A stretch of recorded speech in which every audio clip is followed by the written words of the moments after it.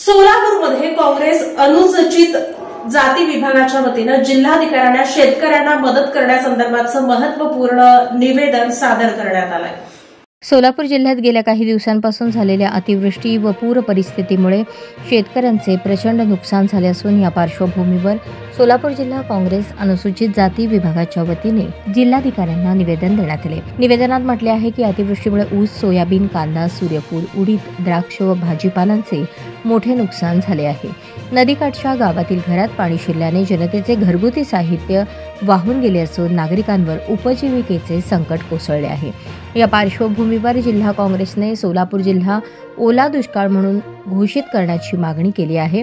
शेतकऱ्यांना दर हेक्टर 50,000 रुपये मदत तातडीने जाहीर करावी, ती थेट खात्यावर जमा करावी, शेतकऱ्यांची कर्जे माफ करावीत, वीज बिले माफ करावीत, नुकसानग्रस्त भागात तातडीचे पंचनामे करून मदत वितरित करावीत, असे निवेदनात नमूद करण्यात आले आहे। दिवाळीपूर्वी शेतकऱ्यांच्या खात्यात मदत जमा करण्याचीही मागणी करण्यात आली आहे।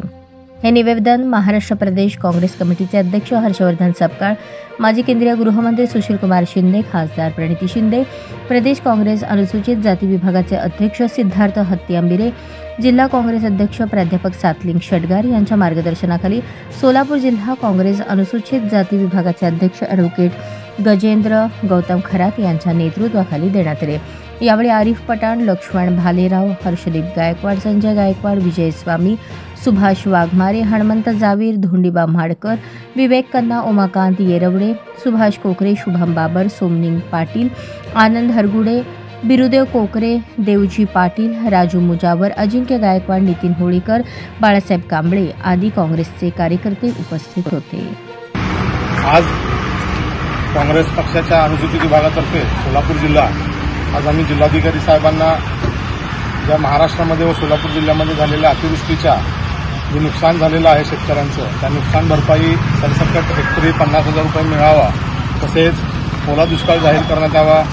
जे पावसामुळे घरे पडलेले आहेत, शेताचं नुकसान झालेलं आहे, पिकांचं नुकसान झालेलं आहे, त्याची नुकसान भरपाई तात्काळ शेतकऱ्यांच्या खात्यावर तात्काळ जमा करण्यात यावी, अशा प्रकारचं निवेदन देण्याकरता आम्ही आलेलो होतो। आमचा आवाज शासन दरबारी मुख्यमंत्री महोदयांना त्यांनी पोहोचवावा अशी आम्ही त्यांना विनंती केली। तसेच सोलापूर जिल्ह्यातील मोहोळ तालुक्यातील जे वाघोली मंडळ आहे त्याच्यामध्ये देखील अद्यापर्यंत पंचनामे झालेले नाहीत। तिथे जामगाव, वटवटे असेल त्या गावांवर ढगफुटी झाली, तिथे पिकांचं अत्यंत नुकसान झालेलं आहे, शेती वाहून गेलेली आहे, तरी देखील पंचनामे अद्याप तिथे करण्यात आलेले नाहीत। ते पण देखील वाघोली मंडळातील सगळ्या गावांची पंचनामे तात्काळ करण्यात यावेत अशी विनंती करण्यात आली।